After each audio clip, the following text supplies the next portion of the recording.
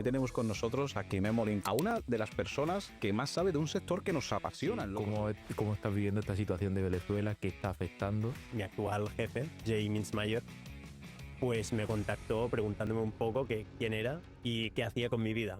Quimé Molins es además el responsable de uno de los principales research a nivel mundial que está en la plataforma Seeking Alpha, para que os hagáis una idea. Pero sí que es un sector, mira, digamos, no demasiado difícil de entender.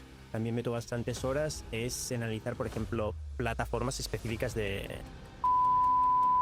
Todo lo que pasa con el petróleo está en el ojo del huracán. Y yo cuando estaba en la universidad empecé a escribir artículos en Seeking Alpha. Pero ¿cómo lo llevas tú a nivel personal y a nivel inversor? Es decir, he preparado todo esto y ahora, entre comillas, no ha servido de nada. Había visto una tesis de Cobas, me pareció interesante y le metí unas horas y acabé publicando un artículo. Sin embargo, hasta 2028 el free cash flow va a ser bastante limitado.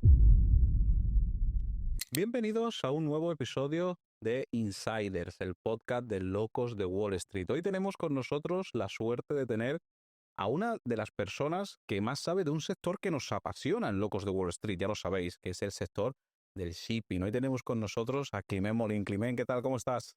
Muy bien, muy bien. Muchas gracias por la invitación y un placer estar aquí con vosotros. En Málaga, que además has llegado y ha llegado el buen tiempo. Hemos pasado unos días de frío y ahora hace solecito, decíamos. Muy bien, sí, sí. Muy buen tiempo, no nos podemos quejar. Fantástico. Bueno, Miguel, hoy vamos a hablar con un invitado de auténtico lujo. Vamos a hablar de un sector que nos gusta mucho y de un sector que además yo os animo a todos, lo vamos a comentar durante la entrevista, a que le dediquéis su espacio, porque, a ver, esto que no me lo entienda nadie mal, dentro de lo difícil que es la inversión, el sector del shipping también es difícil, pero si coges ciertos inputs, es un sector donde puedes tener, digamos, cierta ventaja, o puedes conocerlo, o es un sector por lo menos, primero, más predecible que qué va a pasar con la IA, ¿no? Por ejemplo, ¿no? Totalmente. O sea, yo diría que como las cosas más básicas son bastante fáciles, no sé si es la mejor palabra, si las comillas van bien, pero sí que es un sector, mira, digamos, no demasiado difícil de entender. Bueno, después vamos a hablar del sector. Vamos a empezar por situarnos. Muchos de vosotros habéis llegado nuevo al canal de Locos de Wall Street. A lo mejor decís, bueno, esto, Quimé Molins, sector del shipping. Bueno, vamos a empezar por la presentación. Quimé Molins es además el responsable de uno de los principales research a nivel mundial que está en la plataforma Seeking Alpha, para que os hagáis una idea, que es Value Investors Hedge, y es el responsable del sector del shipping. Quimé, cuéntanos un poco. Todos nos preguntamos cómo un chaval joven, ya os digo yo que es muy joven, pasa de la universidad a trabajar con uno de los principales research a nivel mundial. Es una historia digna de admiración, y yo también a la gente joven que nos ve, oye, que se puede, que hay talento en España. Cuéntanos, ¿cómo fue ese trayecto? Mira, el talento puede jugar una parte, pero también hubo un poco de suerte. Entonces, mira, te cuento la historia. Básicamente, yo cuando estaba en la universidad empecé a escribir artículos en Seeking Alpha. Entonces escribí mi primera tesis sobre TK LNG, que la privatizaron ya hace un par de años. Pero bueno, había visto una tesis de Cobas, me pareció interesante y le metí unas horas y acabé publicando un artículo. Entonces, mientras hacía el research sobre esa, vi que dentro del conglomerado que era TK tenían la parte de TK Tankers. Y ahí pues también acabé escribiendo un artículo sobre esa pata, y eso también acabó conllevando hacer research sobre lo que es la industria de crude tankers, petroleros de crudo. Perdón. Estoy acostumbrado a trabajar en inglés. Si hago alguna, bueno, no sé cómo se llama, decir una palabra, sí, un anglicismo de estos, perdonadme. Y bueno, acabé investigando también ese sector y acabé publicando el artículo. Y ahí fue cuando, bueno, mi actual jefe, Jay Mintzmayer, pues me contactó preguntándome un poco quién era y qué hacía con mi vida. ¿Quién es este chaval? Sí, sí, o sea, la conversación fue bastante así. Porque en ese momento tenía 22 años. 21, creo, sí, sí, sí. Y yo, bueno, pues estoy estudiando tal, y nada, ahí empezamos a hablar y yo le ayudé como en un par de artículos y tal, y empezamos a colaborar. Y a raíz de eso, pues me acabó contratando primero como becario, después ya como asociado, y ya después pues pasé a ser el Head of Shipping Research. Oye, eso es casi nada, ¿eh? Ya os digo que eso, la verdad es que está muy bien. Bueno, pues, oye, Climent, cuéntanos un poco más, ¿no? Le preguntamos por su vida inversora antes de pasar directamente al shipping, ¿no, Miguel? ¿Qué le podemos preguntar de su vida inversora?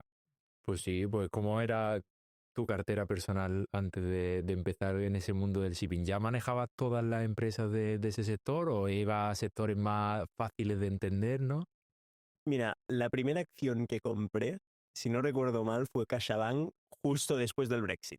Hostia. O sea, en ese momento yo debía tener que 16, 17 años y le dije a mi padre, la bolsa siempre me había llamado la atención, pero no tenía ni idea. Claro. Y en retrospectiva veo ciertas cosas que había hecho que me parecen criminales ahora mismo. Pero bueno, fue mi forma de iniciarme. También pasé por las telefónicas, etcétera, que bueno, la inmensa mayoría de gente española que ha empezado en el mundo de la inversión las habrá tocado seguramente. Sí, sí.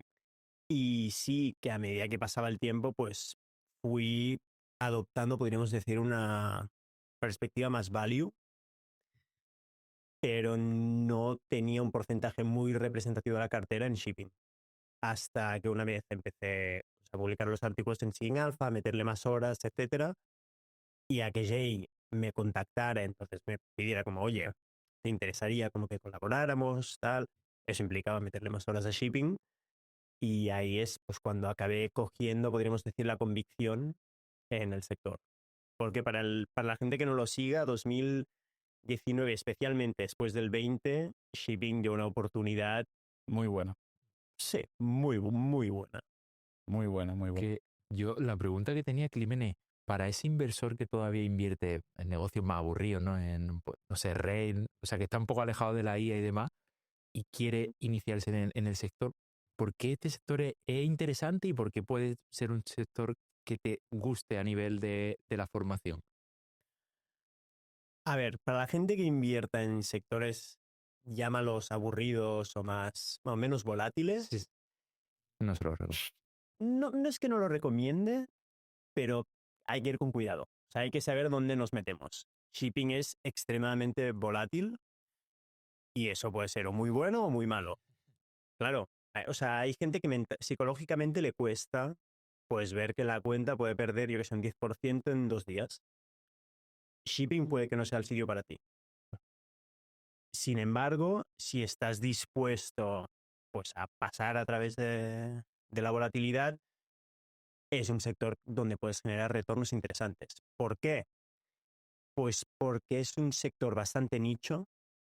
No, aquí no tienes los grandes brokers publicando research super bueno. JP Morgan, Goldman publicando. Hay 4 casas de análisis y eso pues te permite, si estás bien informado, tener un poco de ventaja sobre el mercado. Y con un poco de suerte generar alfa, que al final estamos aquí para eso. Climent, porque, a ver, comentábamos nosotros en la comida que hemos tenido un poco, los tres hemos hecho administración de empresas, económicas, podemos llamarle, ¿vale? En distintas generaciones. Yo soy más mayor que vosotros, por desgracia. Em, pero, ¿cómo es eso? Es decir, alguien puede decir, bueno, oye, tener un compañero de trabajo y todo el mundo sale, pues lo típico, trabajar en asesoría, trabajar en fondo, en banco, aseguradora. Empiezas a trabajar en un research, pero ¿cuál es tu día a día? Es decir, el día a día de alguien que trabaja como tú en un research, Locos de Wall Street también nos toca muy de cerca, ¿no? Nosotros estamos haciendo también nuestros pinitos en Financial Research y demás, pero una persona que esté 100% en ese trabajo, su día a día, ¿cuál es? ¿Te levantas? ¿Qué haces? ¿Cómo transcurre un día normal? Pues implica leer mucho. O sea, para mí esa es la parte principal. Porque realmente es leer, leer y leer. También, bueno, en este caso, pues publicar informes para nuestros clientes. Pero claro, para mí publicar es como la gente que dice que invertir, pues el pulsar el botón para comprar representa un 1% del total de tiempo que le metes. Pues para mí trabajar en un research es algo parecido, no es exactamente lo mismo, obviamente, porque escribir pues son horas y más si haces pues, informes de 20, 30 páginas, pero la parte de leer y pensar es donde al menos yo personalmente le meto la mayoría del día. Pensar.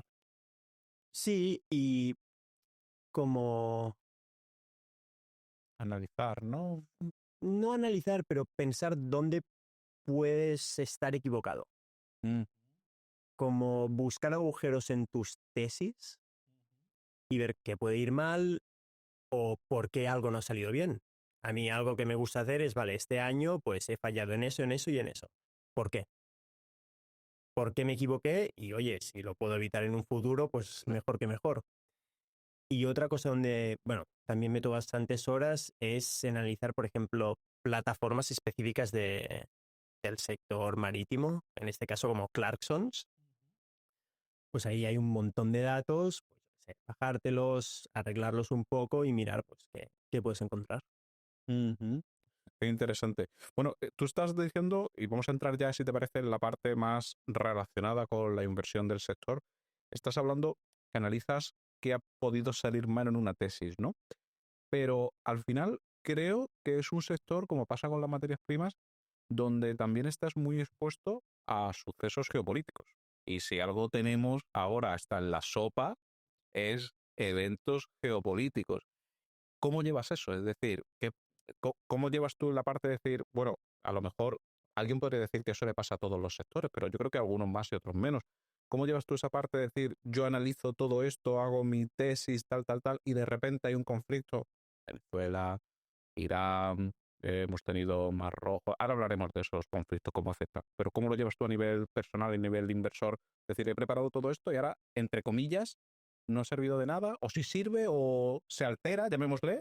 Claro que sirve porque te permite adaptarte a lo que pueda pasar. Ujú. O sea, tú a la que analices un sector verás qué es lo que puede cambiar en según qué escenario. Es decir, cuando Rusia invadió Ucrania, todo lo que es el mundo de tankers, ya sean de productos refinados o de petróleo crudo, pues dio una oportunidad casi histórica, porque ya se vio venir que tanto Europa como Estados Unidos pondrían sanciones a lo que era el petróleo ruso y que eso obligaría al petróleo ruso a, bueno, a ir hasta China o hasta India, mientras que Europa tendría que importarlo de otras regiones, mira, del Middle East. Ujú.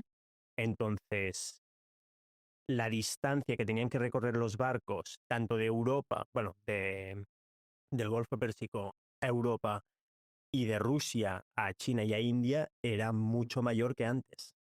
Claro. Y teniendo en cuenta que la oferta de barcos a corto plazo es inelástica, o sea, no es algo que puedas cambiar de hoy para mañana, pues el precio que se paga para alquilar estos barcos se disparó.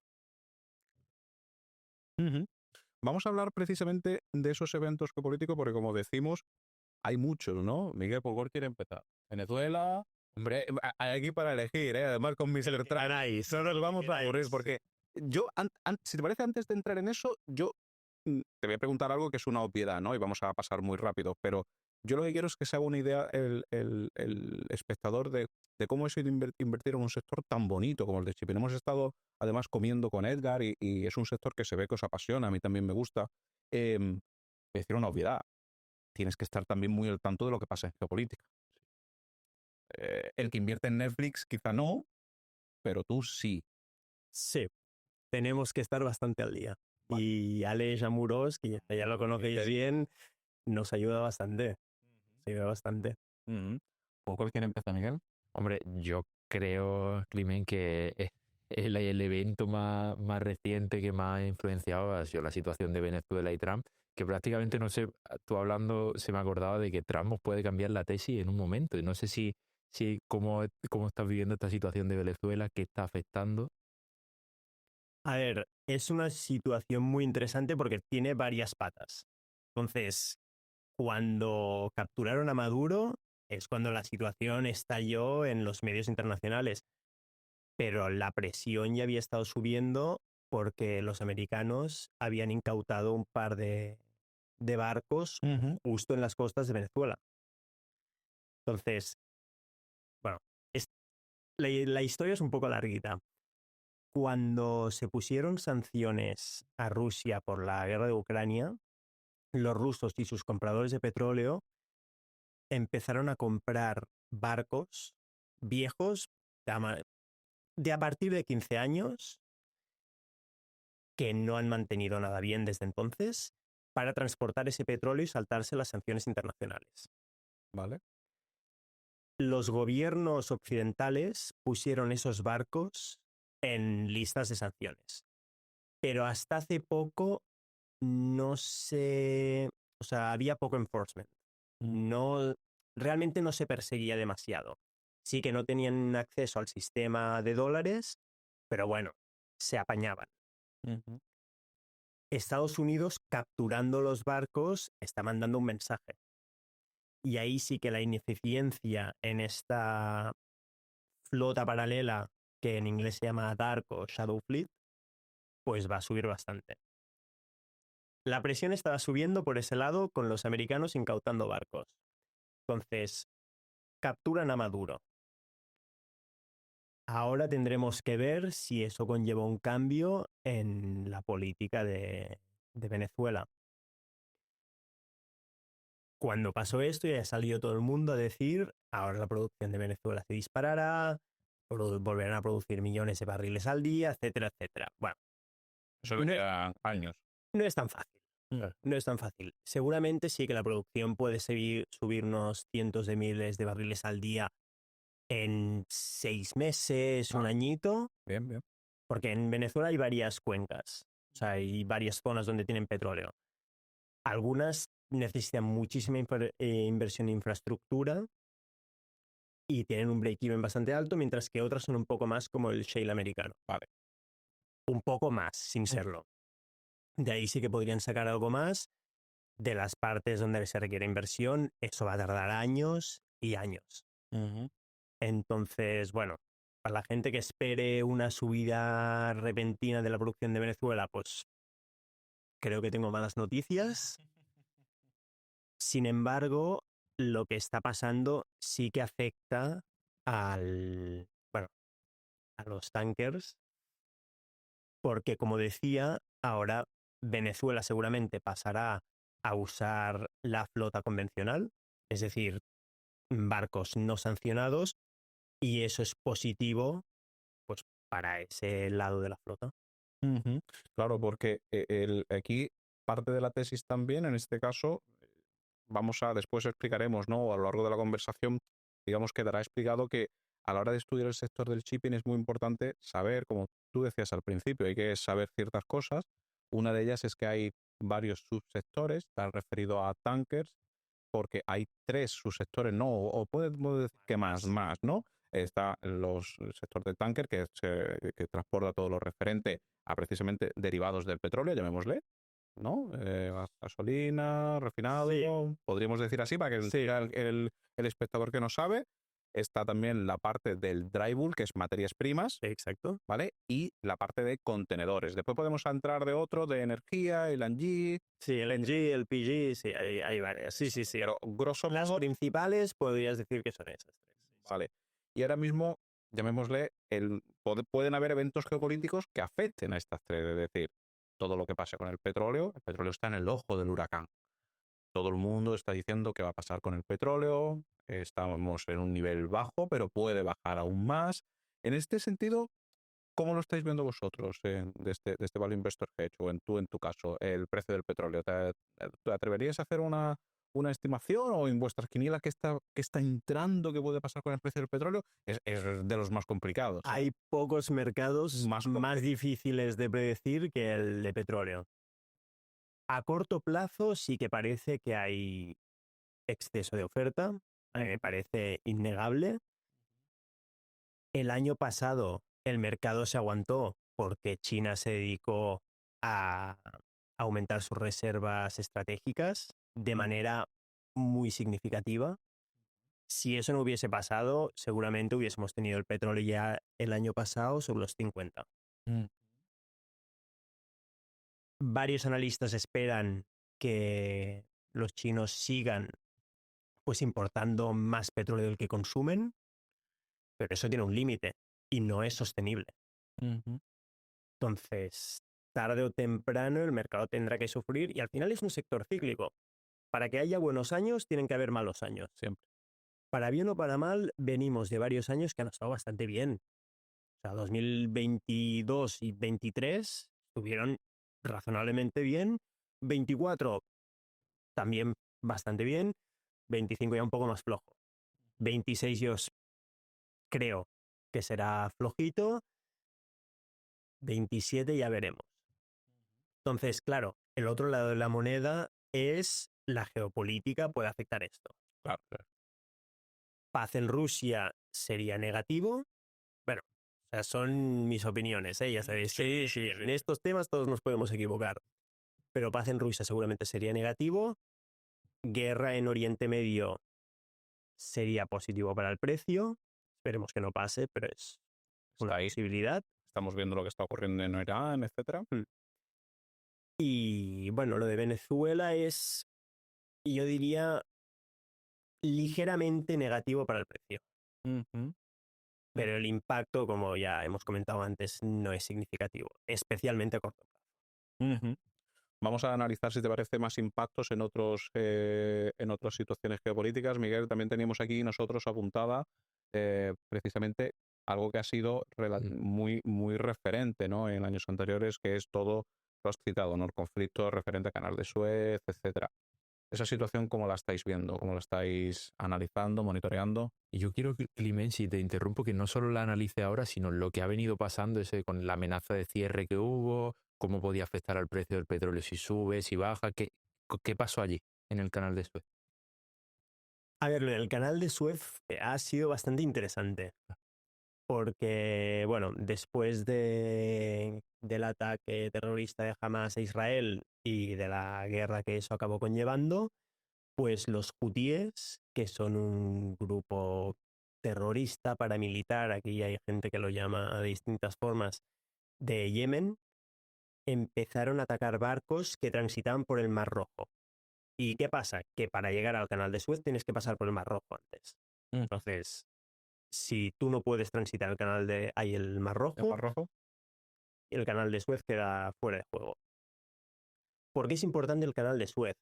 Porque recorta de forma muy significativa la distancia que un barco debe transitar entre Europa, por ejemplo, y India o China. Entonces, que se cerrara esa región acabó conllevando que muchos barcos tuvieran que dar toda la vuelta por el Cuerno de África.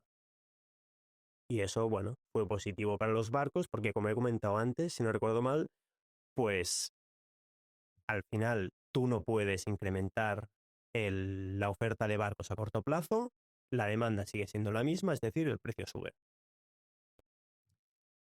Y bueno, desde finales del 23, que los hutíes empezaron a atacar, el tránsito por el Mar Rojo y el Canal de Suez ha caído muy significativamente. Depende del tipo de barco concreto, pero la mayoría han caído sobre un 90%, 80-90%. ¿No se ha recuperado con la supuesta paz? Ligeramente en algunos sectores, pero no ha vuelto el tránsito. ¿Por qué? ¿No se fían los astilleros? ¿No se fían los astilleros, perdón, los navieros o...? Aquí hay varios factores. Uno es los seguros. Claro. Si el seguro sigue caro, por mucho que... Bueno, a ver, hay dos factores principales. Uno es, nadie quiere arriesgar las vidas de sus tripulantes. Claro. Porque al final estamos hablando de que los hutíes pues, pueden ver un barco y lanzarle un dron o un misil. Entonces, poner en riesgo la vida de tus tripulantes es bastante grave. Ese es un factor. Y después, pues el que comentaba, el seguro. Los precios de los seguros han empezado a bajar, pero siguen bastante elevados. Hasta que eso no se normalice, dudo que veamos pues una normalización significativa. Y bueno, la tercera, y esta afecta especialmente al sector de los contenedores, y ya no al lado de... Bueno, es que el sector de los contenedores es interesante porque nosotros cubrimos a los lessors, los llamamos, que son las empresas que compran un barco y se lo realquilan a los liners, que serían los Maersk, los Jims de este mundo. Entonces, los Maersk, los IMS, Hapag-Lloyd, MSC, todas estas. Contenedores típicos que vemos de frutas, que vienen de continentes y tal, que vemos que están en los puertos y que después llegan a nuestros supermercados, etcétera. Estas empresas ahora mismo tienen un dilema del prisionero bastante importante, que es, si nadie transita esa región, el mercado está más o menos balanceado. A la que alguien empiece a transitarlo, sus costes van a bajar mucho. Y tendrá una ventaja competitiva si el resto no lo hacen. ¿Qué hará el resto? Hacerlo. Y a la que eso pase, el mercado se hunde. Entonces, bueno, veremos cómo acaba. Pero, ¿qué crees tú que se necesita desde un punto de vista, llamémosle geopolítico, para que vuelva a transitar? Estamos hablando de una infraestructura muy importante y de algo lógico. Es decir, oye, Europa y Asia se transportan muchas materias primas. A mí me gusta mucho el chascarrillo que decís los del sector, ¿no? Que se lo he escuchado mucho a Ayuso, incluso en nuestra formación de shipping. Es decir, se dice que Dios era naviero, ¿no? Porque puso las materias primas en sitios donde se consumen, ¿no? Pero al final, ¿qué se necesita? Porque al sentido común te dice, bueno, alguna vez se normalizará y se recorta mucho recorrido, que es un recorrido inútil. ¿Qué crees tú que se necesita para que de verdad eso se tranquilice? Porque en principio la paz está. Pero no hay la confianza de que los hutíes no ataquen. Para mí es toda la confianza. A la que haya la confianza de que los hutíes no atacarán, es decir, que la vida de tus tripulantes no están en juego y que los precios de los seguros bajen, yo creo que el sector volverá a transitarlo. Al final, desde un punto de vista, es lo más eficiente. Entonces, el mercado acostumbra a tirar hacia ahí. Dime, hemos hablado de que hay varios sectores dentro digamos, del shipping. Los que llevamos tiempo invirtiendo, Miguel lo está descubriendo ahora, un sector muy bonito. Los que llevamos tiempo invirtiendo, siempre hemos visto que hasta ahora una de las críticas que tenía el sector del shipping era precisamente que efectivamente, claro, que era un sector cíclico, pero que, digamos, siempre había un sector que podías mirar y un sector que te estaba dando una ventana de oportunidad en los últimos años. Recordemos, hubo un ciclo de materias primas importantes, el sector del dry bulk, analizando la oferta, se vio un momento que había una ventana de oportunidad de invertir en dry bulk. ¿Cómo de relacionado, para aquel seguidor que nos esté viendo y que tenga un conocimiento, bueno, un poquito del sector, ¿no? Y quiera aprender, o incluso aquel que no esté viendo que ya sea un experto, ¿cómo de relacionado está el auge de materias primas, un superciclo de materias primas que puede venir con este subsector del dry bulk que transporta materias primas? Porque claro, estamos viendo la situación de bancos centrales haciendo locuras, inflación. Por otro lado, algo puramente estructural, que es que todo lo relacionado con la IA tiene una segunda derivada, que es cobre, CAPEX, centros de datos, energía. Esos centros de datos se construyen con ladrillos, se construye con hierro, se construye... Es decir, ¿ves tú que exista una relación obvia entre materias primas y dry bulk, y sobre todo que si llega ese superciclo también se puede beneficiar este subsector? ¿O depende, claro, tanto del número de barcos? Es decir, ¿cómo es esa relación? ¿Es tan directa como sube la materia prima, sube ese subsector? ¿Cómo lo ves? No es tan directa. No es tan directa. Más que nada porque la industria naviliera se beneficia de los volúmenes y de a dónde vayan estos, no del precio en sí. Vale, maticémoslo, explícalo. Maticemos. Que el precio, por ejemplo, de la plata... De la plata, del oro, que lo estamos viendo. Que la plata al final no son volúmenes. Por el día del cobre. Que el precio del cobre se haya disparado no implica que vaya a haber más movimiento de toneladas de cobre. Es decir, más demanda para los barcos. Sin embargo, que el precio del cobre se dispare sí que incentiva la construcción de nuevas minas, ¿vale? Que nos traerán más volúmenes a futuro. Por eso he dicho, es un poco más indirecto. Además de que si el precio se dispara, pues muchas veces sí que pueden aparecer arbitrajes, cosas de estas que sí que marginalmente te pueden subir la demanda. Pero la relación no es tan directa. Climent, en esta parte del dry bulk yo hablé con mi compañero Albert de Financial Reset y él me dijo, te tenía que preguntar sobre la nueva producción de bauxita en Guinea y la mina de Simandú, ¿no? Sí, Simandú, sí. Vale, pues vamos allá. Esto va por Albert, ¿eh? Esto seguro que tiene alguna empresa mirada o en el radar que quiere saber. Sí, no, ha sido interesante realmente para el sector. Pues la producción de bauxita en Guinea en los últimos años se ha disparado y ha sido muy interesante porque ha reducido mucho la seasonality, la estacionalidad del sector. Porque normalmente el dry bulk durante el primer trimestre tiene unos rates de mierda. O sea, realmente pues lo pasan mal. Los fletes para los espectadores, ¿no? Porque no sepan Sí. fletes. O sea, el precio de alquilar un barco que transporte estas materias, pues realmente sufre. Sin embargo, los últimos 2 años, que los volúmenes de bauxita, pues de Guinea, ese primer trimestre fueran tan elevados, pues ha permitido salvar bastante los muebles. Y entonces, vale, pasando a la mina de Simandú, es un proyecto de extracción de mineral de hierro inmenso. O sea, ahí tienes varios de los majors de minería en un consorcio con chinos. Entonces, la mina de Simandú será muy interesante para el sector del dry bulk en general, pero especialmente para los Cape sizes, que son los barcos más grandes del sector. ¿Por qué? Porque, bueno, haced un mapa mental de dónde está Guinea y pensad que la mayoría de esos volúmenes muy posiblemente acabarán yendo hacia China. Claro. Está bastante lejos, como os podéis imaginar. Y bueno, eso seguramente sustituirá importaciones que hasta ahora venían de Australia. Claro. Que Australia-China pues es una de las rutas más cortas que hay. En cambio, Guinea-China pues se alarga bastante.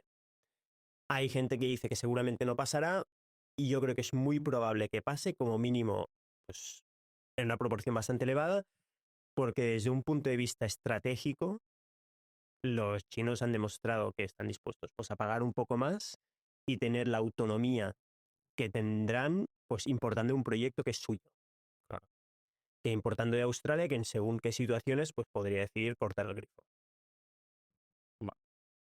Eso, fíjate que una de las cosas que teníamos apuntada precisamente estamos dando un repaso, ¿no? a la situación actual de cada subsector, ¿no? Hemos hablado del sector de tankers, que ya os comento, más relacionado con gasolina, petróleo, etcétera, refinados, y viendo los distintos efectos que pueden afectar. Decías, ojalá, ¿no? La paz en Rusia y Ucrania, estamos hablando de Venezuela, que no va a ser tan inminente, estamos hablando ahora de materias primas, que es el segundo sector del dry bulk, y el sector del dry bulk tuvo al final una época dorada, una época, digamos, de muy buen posicionamiento, y que por eso se han construido o se propusieron muchos barcos para construir, que por eso dices tú que la oferta es inelástica por ese periodo de construcción de barcos, ¿no? Decía, tuvo un periodo de esplendor con China, con el desarrollo de China.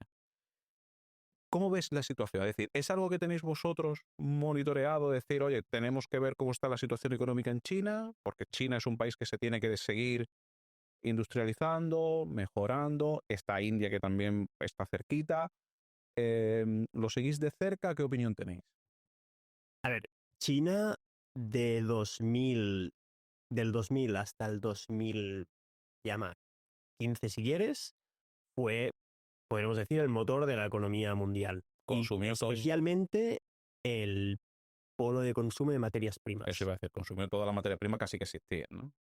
Y ya no solo consume muchas materias primas, sino que muchas veces las tiene que importar. Claro. Entonces, Estados Unidos, ahora consume muchísimo petróleo, sí, pero ellos mismos producen mucho también. China produce un porcentaje relativamente pequeño de sus necesidades, tanto energéticas como de, por ejemplo, de iron ore, de mineral de hierro. Entonces, claro, sí, hay que seguir la economía china porque es que su efecto en el mercado mundial es inmenso, al menos en el sector de marítimo. Y sí, los últimos años el crecimiento de demanda de de materias primas pues ha sido flojo. Y eso viene sobre todo pues por la crisis del real estate que han tenido ahí. Sí. O sea, el sector inmobiliario está pasando muy, muy, muy mal. Y el Estado parece que quiere seguir permitiendo que se deshinche poco a poco. Hasta ahora no ha petado demasiado, que sí que hemos tenido las grandes quiebras de Evergrande, etcétera, pero más o menos se sigue aguantando. Está siendo como controlado, ¿no? Una caída medio controlada por el gobierno, ¿no? Chino, parece, ¿no? Parece, claro. Observar. Después tenemos que creernos los datos, etcétera, pero sí, parece que sí. Y por entrar en el último subsector y dedicar una parte final a alguna empresa que seguro que la comunidad agradece, está el containers, ¿no? Containers, sector de contenedores, hay más, ¿no? También Pulcar, el tema de coches, pero bueno, por centrarnos en los principales, ¿no? Es un sector que también, digamos, tuvo su caja de resonancia, si me permitís, cuando el COVID. Claro, el COVID pasa, estamos todos encerrados, la gente en casa, consumiendo, de repente se abren y se producen, pues, digamos, cuellos de botella en la cadena de suministro, ¿no? ¿Veis vosotros que tras el COVID le está afectando al sector a lo mejor un cambio global, geopolítico, llamémosle, o ciudadano, o de la ciudadanía, no sé, referenciado a el fin tan loco que llevamos de globalización? Es decir, el mundo parecía que antes del COVID todo era globalización, cero stocks en las tiendas, el famoso Just in time. el just in time, exacto. Yo cuando me ordenen esta taza, pues mi proveedor chino la construye y me la manda y tal. No sé si se está afectando el sector. Yo me da la sensación de que vamos a un mundo menos globalizado, a un mundo donde además lo estamos viendo con Trump, con las famosas aranceles. Lo estamos viendo también en Europa, donde se están poniendo incluso, no llegando al nivel de Trump, ¿no? Pero, oye, ciertas políticas. Sí, lo estamos viendo a paquetes que vengan de China, si no es un mínimo, la aduana y le cobra y tal. Eso, ¿cómo lo estáis siguiendo vosotros? ¿Está afectando al sector? ¿Es una percepción que realmente los datos no lo reflejan? Por ahora la demanda ha aguantado bastante bien. Y podríamos decir que muy bien. Entonces, sí, podríamos decir que a corto plazo el impacto muy, muy, muy limitado. Sin embargo, a largo plazo sí que es un riesgo. Sí que es un riesgo. Aunque también tengo que decir, llevamos bastantes años ya escuchando la temática del nearshoring, como de acercarnos la capacidad de producción cerca de casa. Sin embargo, yo creo que la sociedad en general aún no está dispuesta a pagar el precio que eso tendrá. Entonces, bueno, puede acabar pasando, pero aún tardará años. Y sin embargo, en el sector de contenedores, para mí, la parte más interesante no es la de la demanda, sino el de la oferta. Porque durante los últimos años se han pedido una cantidad ingente de barcos, pero ingente es literal. Y yo no acabo de ver cómo el mercado absorberá esa cantidad de oferta en los próximos años. Especialmente si o cuando el Mar Rojo se reabra. Claro, es que esa es la dificultad, bueno, y lo bonito de invertir en sector del chip. Has comentado muchas veces, Climeno, a lo largo de la charla, oferta, oferta, oferta. Yo siempre digo que hay sectores a la hora de invertir que son más, llamémosle, no quiero decir la palabra, ¿no? Pero fácilmente predecibles, porque al final yo siempre pongo el mismo ejemplo. ¿Quién de los que estamos aquí sabe cuántas películas va a vender Netflix dentro de 5 años? O qué va a vender Tesla dentro de 10 años y demás, ¿no? Pero siempre el sector de materias primas, el sector de shipping, es un sector donde al final todo es oferta y demanda, cruce de oferta y demanda te da un precio, llámese oro, llámese flete, llámese rate, oferta y demanda, donde tú, la demanda, bueno, pero la oferta en este caso sí la podéis controlar muy bien, porque te pregunto, ¿la podéis controlar bien en el sentido de que los pedidos que se hacen en astilleros, Sí, eso lo vemos. ¿Cuánto tarda en fabricarse un barco desde que se encarga hasta que está en el agua? Así, la regla más fácil serían 2 añitos. 2 añitos. Es decir, que podéis, digamos, prever, no sé. Sí, o sea, claramente hay visibilidad.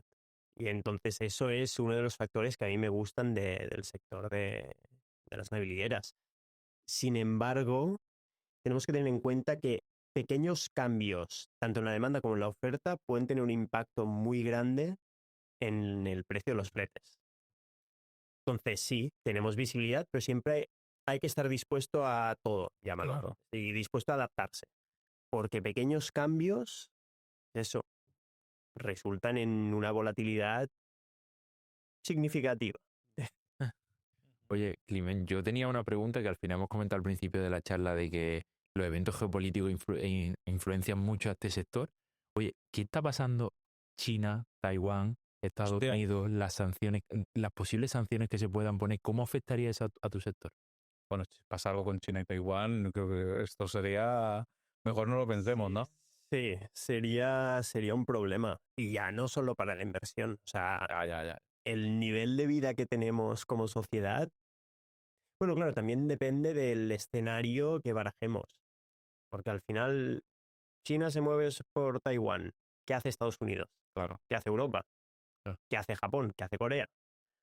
Al final el impacto dependerá de qué hagan el resto. Es un hipotético. Dedos cruzados de que no pase, porque sí, si pasara sería un desastre. Tanto para para el sector, pues sí, es que seguramente no se permitiría el flujo comercial con China. O sea, se bloquearía todo lo que es la isla, bueno, la cadena de islas. Y bueno, mejor no pensar en eso. Mejor no pensar en eso. Mejor no pensarlo, mejor no pensarlo. Miguel, dedicamos 10 minutitos a hablar de empresas. Ven. Hablábamos precisamente, Climent, de containers, un sector que has comentado, que crees que hay mucha oferta y demás. Y bueno, una de las empresas que, digamos, siempre está relacionada es ZIM, con el sector, ¿no? ZIM fue muy famosa en su día, dio también una ventana de oportunidad. Oye, en Locos no nos vamos a atribuir esa ventana de oportunidad que dio, ¿no? Eso fue Tatín, entre otros, vosotros también lo seguisteis y demás. Bueno, todos los que estabais en el sector lo visteis claro, una acción que llegó a 57 y tal. Parece que la van a privatizar, ¿no? Tú también eres de los que a privatizar no sería la palabra, sino quedarse los propios dueños con ella, ¿no? Bueno, sí. No, ¿eh? O no. Tienen otras ofertas sobre la mesa. Sí, ¿no? ¿Cómo es la situación? A ver, es un poco complicada porque el Estado israelí tiene lo que llaman una golden share, ¿Vale? que les da derecho de veto de cualquier operación donde alguien la pueda comprar entera. Creo que es alguien que compre un paquete accionarial de más del 30%, si no recuerdo mal, pues el Estado israelí tiene el derecho de veto. ¿De veto o de igualarlo o vetarlo directamente? No, vetarlo. Primero tenemos la oferta del CEO, que esa seguramente el Estado israelí sí que la aprobaría, porque ese CEO, bueno, estuvo en las unidades de élite del ejército, entonces la relación pues con la administración debe ser bastante buena. Vale. Esa no creo que sería el problema. Sin embargo, sí que parece que económicamente es la más baja. Después, parece que MSC y Hapag-Lloyd también han presentado ofertas. Faltaría ver si el Estado israelí estaría dispuesto a aceptarlas. O sea, si estaría dispuesto a aceptar que Hapag o MSC pues controlaran ZIM. Porque Israel, como os podéis imaginar, pues valora mucho la autonomía estratégica que ZIM les da. O sea, ellos, llegados al caso de que fuera necesario, pues tienen la opción de hacer que ZIM pierda dinero para seguir abastecidos de lo que haga falta. Falta ver si están dispuestos a ceder eso. Es el principal riesgo. Sin embargo, parece que la junta directiva, pues ya ha dicho que si se rechazaran las ofertas sobre la mesa, pues intentarían buscar otro plan pues para hacer aflorar valor al accionista. No sé si eso responde a la pregunta. Si quieres puedo ser más claro. Lo que tuviera. Me parece interesante, pero es cuestión de precio. Claro. Entonces, yo, por ejemplo, semana pasada sí que tuvo un día que le dieron muy fuerte cuando salió la noticia que el Estado israelí tenía la Golden Share, que bueno, eso ya para la gente que la seguía lo sabía. Y yo sí que aproveché eso para vender puts, pero ahora 22,5 pues tampoco lo veo súper obvio. Sí, Me parece, pues, riesgo-recompensa. Si me la bajan a 20, pues me parece más interesante. 22,5, 23, no tanto. sí, creo que también Ayuso vendió puts con ese nivel. Sí, más sí, no sé, eso lo comentamos. Me lo dijo él que lo había hecho. Sí, lo que estaba ahí en ese mundillo, claro, porque al final entendéis que a un cierto precio sí puede tener, llamémosle Claro. super value, todo tal, y todo lo que sea bajar. Después, Climent, en el sector tankers hemos tenido muchos sospechosos habituales estos años. No sé si ahora mismo hay alguna compañía dentro de las Scorpio Tanker clásicas. Comentábamos hoy en la comida con Edgar, creo que no se enfadará, o que Anis. ¿Hay alguna que especialmente estés viendo ahora interesante o es un sector que, bueno, que digamos ha tenido tiempos mejores, llamémosle? A ver, el sector lo está haciendo muy bien. Y cuando un sector lo hace muy bien, acostumbra a empezar a ponerse un poco caro. Aún hay alguna empresa interesante, por ejemplo, Scorpio o Ardmore ahora mismo están bastante baratas. Sin embargo, esas son o sea, de productos refinados. Bueno, las perspectivas para ese subsegmento no son tan buenas como para lo que es el crudo directamente. Para crudo directamente, si tuviese que decir un par, pues yo creo que diría TK Tankers, que no sé si la seguís mucho. Yo Flota muy vieja de Afras y Suezmaxes y que tiene el 40% de la market cap en cash. Interesante. El problema es que harán con ese cash. Claro, bueno, ese es futuro. Y la otra es CMPT. Sin embargo, estos ahora mismo ya están más expuestos a lo que es el dry bulk que a tankers. De hecho, semana pasada liquidaron bastantes tankers. Entonces, bueno, esos dos serían como las situaciones especiales más interesantes y, bueno, si no, una vieja conocida como Chacos. Esta sí que es tankers directa, sobre el papel está muy barata, Con una directiva dudosa, ¿no? Digamos. el riesgo es la directiva. O sea, si la directiva hiciera lo que tiene que hacer, esa empresa vale el doble de hoy a mañana. En este ¿Va a tipo, pasar? No.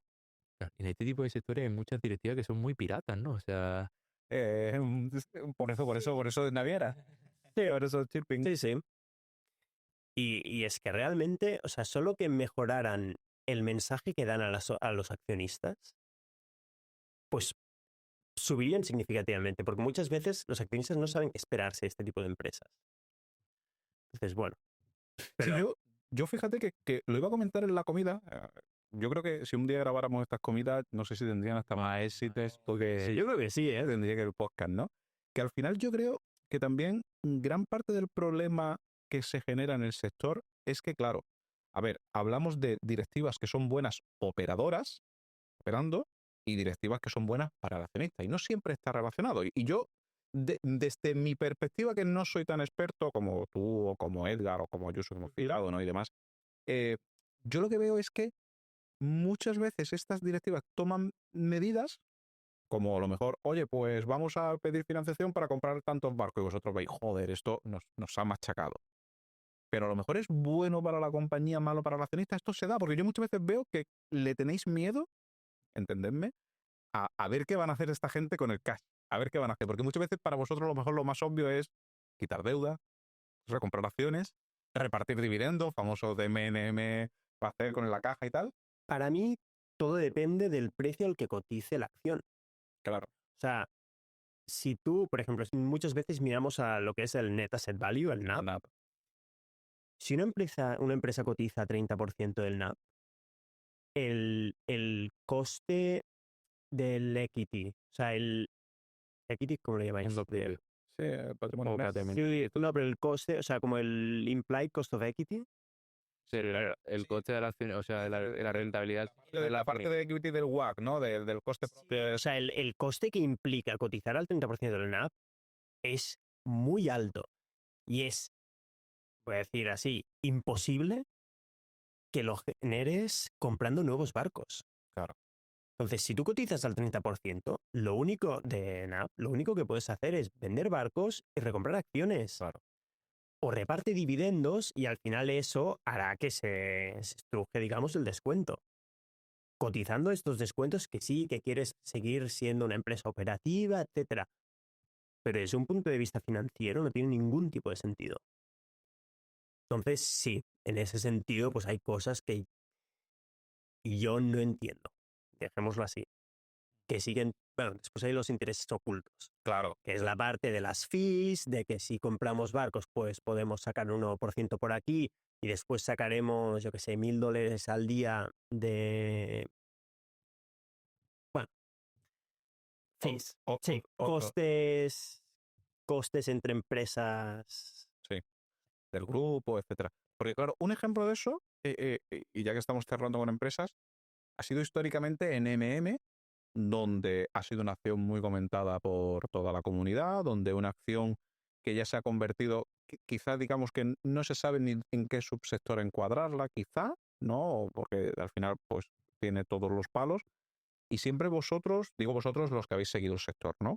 Habéis criticado o se ha criticado a su CEO, a lo mejor tú en tu caso no, pero yo digo en general, ¿vale? Porque, oye, pues, que no está recomprando acciones, que no está repartiendo dividendos, que operativamente sí es buena para la compañía. ¿Cómo ves ahora mismo en MM la situación? Eh, ¿La ves una empresa interesante? Esa situación que yo estoy comentando, quizá del asset allocation que estaba llevando la CEO, ¿para ti lo ha hecho bien? ¿Puede mejorar? ¿Cómo ves en general la acción? Si alguien era accionista de, bueno, la que ahora es NMM, sí que Angeliki no ha hecho lo mejor para él. Sin embargo, debemos entender que ella quería salvar lo que era su imperio. Tenía Navios Containers, que esa sí que estaba saneada y más, pues entrando en lo que ha sido un bull run espectacular, pero la parte de tankers tenía muchísima deuda y las perspectivas no eran las mejores. Entonces usó como el músculo financiero de Navios Partners y, bueno, cuando ya la había juntado con la de contenedores para salvar la pata de tankers. Entonces, hasta ese punto se entiende. Después pasó a salvar Navios Maritime, NM, donde le compró pues lo que era la flota de dry bulk y quedó la pata de NSAL, que es, bueno, una sucursal en Brasil. Eso se lo acabó quedando ella personalmente, pero acabó, digamos, salvando las empresas. Ahora las empresas ya están salvadas, se ha dedicado a renovar la flota y ahora pues esperemos que empiece a distribuir más, ya sea en recompras, que ahora mismo pues para mí son la capital allocation óptima, o en más dividendos. ¿Te parece el capital allocation la cosa más importante de un CEO? Es decir, la cualidad más importante es más que sea bueno operativamente asignar capital. No, para mí es, o sea, lo más importante es de un CEO es que sea bueno en su sector. Entonces, si tú estás pues operando tanqueros, tienes que ser bueno en eso. Sin embargo, también deberías tener unas nociones de capital allocation. Y no hace falta que las tengas tú. Si confías en tu junta directiva y lo que te digan, pues adelante. Sí, unas mínimas nociones deberías tener. Pero no creo que sea el factor primordial. No sé si responde. Sí, sí. Climent, vamos a ir cerrando la entrevista y vamos a hacer, si me permites, alusión a Financial Design en el sentido de que dentro de las empresas que hemos seguido y que tenemos en seguimiento, hicimos un informe global del sector offshore, entre ellos Valaris. Te quería preguntar por eso y por otra empresa que también justo, pues, los miembros de la comunidad van a tener un informe, quizá cuando estemos hablando ahora lo estamos estrenando, ¿no? Está, como digo yo, en el horno de Golar. Te quería preguntar, primero, ¿cómo ves el sector offshore? Parece que también están hablando de que puede dar una ventana de oportunidad, no se sabe. ¿Cómo lo veis vosotros? Estará estrenada, que lo sepa. Cuando falte esto, bueno, ya está. La de Golar estará ya. Para Golar la tendrán los suscriptores. Palabrita del niño Jesús. Sí. A ver si estamos de acuerdo en las conclusiones. Eso ya lo tienes que hablar con Albert. Veremos. La parte de offshore sí que a largo plazo estoy muy de acuerdo con la tesis, porque realmente nadie va a pedir más. No se están pidiendo new barcos. No. Bueno, es que es un carísimos y con los rates de ahora pues no está justificado. Sin embargo, la demanda sí que me preocupa un poco más. Entonces, bueno, volviendo un poco a lo que comentábamos antes de que hay un oversupply de petróleo, pues no acabo de ver hasta qué punto vamos a tener las petroleras invirtiendo billones en nueva exploración. O sea, que sí que se está invirtiendo, pero hasta el nivel que necesitamos para que el sector pues realmente funcione, no lo acabo de ver. Además de que al ser sectores tan cíclicos, a la que el sentimiento de mercado cambia, pues se pueden llevar alguna fuerte. Entonces sí, a largo plazo estoy totalmente de acuerdo, a corto plazo un poco más escéptico. De las acciones que la forma, Sí, en general. Sí, Valaris, Seedil, Nobel me parecen interesantes, Transocean pues más cara y con más leverage. Entonces preferiría las tres primeras ahora mismo. Y la otra pregunta, Golar, que la hemos dejado para el final, ¿eh? La hemos dejado para el final porque sabemos que es una acción muy seguida por la comunidad, entonces cuando nosotros digamos, oye, Climent, hemos tenido Climent y ha hablado de Golar, por la gente sé que le vamos a obligar a que se quede hasta el final. Oye, que Golar al final es tangencial, llamémosle a vosotros, ¿no? Está relacionado, pero también la seguís, obviamente. Sí, Además, forma parte de la cartera de Value Investor Hedge, que por cierto, habéis tenido una rentabilidad histórica muy buena, ¿no? Vuestra web veía 38% de media. Sí. Sí. No. El CAGR es espectacular. Yo siempre digo que dudo que lo mantengamos de ahora en adelante. Bueno, eso que no. De dos cruzados, esperemos. Eso es. Pero a ver, es muy complicado. Muy complicado. Muy complicado. La verdad es que sí. Golar me parece interesante, pero ahora estamos en la travesía del desierto. Vale. Entonces, bueno, esto cuando lo comento con Edgar o con Albert, pues siempre estamos de acuerdo. Que el downside está muy cubierto, muy limitado con los contratos que tiene. Sin embargo, hasta 2028 el free cash flow va a ser bastante limitado. Entonces, ¿se va a ir a 60 la semana que viene? Lo dudo mucho. Y a 50 tampoco. ¿Me gusta? Sí. ¿Lleva acciones? Sí. Me parece que se le puede sacar un 15-20 anualizado con relativamente poco riesgo. Se puede decir que sí. Pero eso, a corto plazo no creo que se dispare. ¿Qué tendría que pasar en Golar para que... ¿Para que se dispararan? Sí, bueno, no, es decir, oye, ¿puede existir alguna posibilidad? Es decir, que se saquen de la chintera un barco nuevo, un contrato nuevo o cero posibilidades. Puede pasar. Puede pasar, ¿no? Pero ahora mismo... A ver, tenemos que mirar el mercado de LNG un poco desde el punto de vista internacional. En Estados Unidos viene una ola de licuefacción gigantesca. Entonces sí que ahora, con todo el tema de la IA, la subida de consumo de gas natural, etcétera, pues el Henry Hub ha subido. Veremos hasta qué punto es sostenible sin que empiecen a perforar a saco para producir más gas. Pero a medio plazo, para que se tiren adelante proyectos del LNG y para que el sentimiento de mercado sea positivo... Que no quema caja, entiendo, ¿no? Que no quema caja, ¿no? Porque... No, Golar sí, yo creo que sí. Y de hecho hicieron unas reuniones hace nada y ya dijeron que lo de pedir el siguiente new build como especulativamente, es decir, sin un contrato, pues que seguramente no. Que seguramente solo pedirían si tenían un contrato firmado. Y a mí me parece perfecto. Sí. De hecho, estoy contento que dijeran eso. ¿Pueden firmar algo? Sí. ¿El break-even de Golar es bueno? Sí. Sin embargo, pues las counterparties necesitan tener como la visibilidad y la confianza de que van a ganar dinero.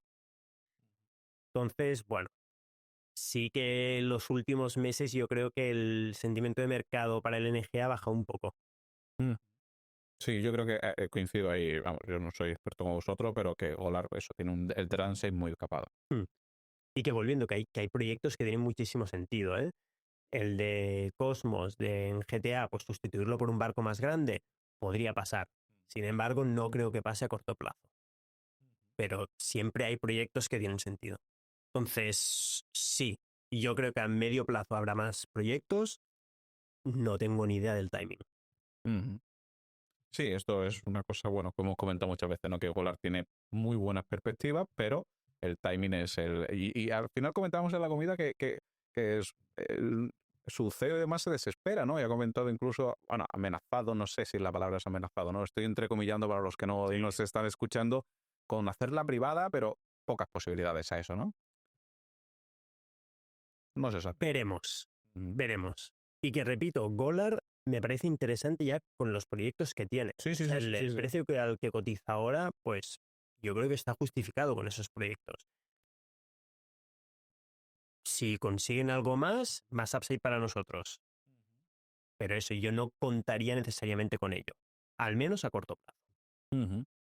Bueno, Miguel, ¿tú conocías la industria del shipping antes de hoy? Muy poquito, ¿no? Muy poquito. Yo creo que he tenido la suerte de juntarme con expertos, con Edgar, que no está, pero estará dentro de poco, que estamos aquí haciendo muchas cosas en Loco de Wall Street. Sí, yo creo que lo podemos contar. Estamos aquí en Málaga, oye, estamos aprovechando el estudio. Ya sabéis que el proyecto del estudio es un proyecto que inició en 2025 a mitad y estamos sacando partido. Hemos estado con Edgar grabando muchas cosas del curso que él imparte de análisis y modelización, grabando también con Edgar para el curso nuevo que vamos a hacer de inversión en shipping, un curso muy chulo y una inversión muy chula que también va a participar Climent Molins, que lo tenemos aquí también en Málaga. Hemos traído aquí una suerte poder contar con él. Gracias, hombre. Si hubiéramos puesto el estudio, mira, en Groenlandia, una cosa así, pero en Málaga esto quiera que no, sí, anima. Oye, Climent, muchísimas gracias por haber estado. Animamos a todo el mundo a que te siga en tu perfil de Twitter, de X, porque comentas muchas cosas y, bueno, obviamente, pues si le gusta el sector, ya te conocerá y también, pues ahí tenéis ese research especialista en shipping, que ahora también os estáis abriendo también a energía y demás, ¿no? Sí, Fantástico. Sí. Que es Value Investor Hedge, que lo tenéis ahí en Seeking Alpha, la plataforma de Seeking Alpha. Climent, espero que hayas estado cómodo, ¿no? Muy cómodo. Ha sido un placer. Muchísimas gracias a vosotros. Climent, antes de irte, decirte que como Albert no ha preparado alguna pregunta, que cuando se lo hagamos a él, yo te escribiré y le pincharé, le piro un poco, te diré más o menos de lo que vamos a hablar. Voy por donde ataca. Aunque no sé si lo debería haber dicho para que Albert no lo sepa, pero es verdad. Tendremos también aquí a Albert con nosotros haciendo la entrevista. Así que, Climent, lo dicho, muchísimas gracias. Y muchísimas gracias a todos por haber seguido otro capítulo más de Insider. Ya sabéis, darle me gusta, suscribiros, darle a la campanita y sobre todo compartirlo para que llegue más gente. Creo que hacemos mención o hacemos honor, mejor dicho, al nombre del podcast, porque estáis viendo que traemos a gente que cuando habla de su sector sabe. Y aquí tenemos la suerte pues de tener como jefe de análisis del sector de shipping un español, que lo tenemos aquí en el principal servicio de inversión en shipping a nivel mundial, que es Value Investor Hedge. Así que muchas gracias, Climent, y muchas gracias a todos vosotros.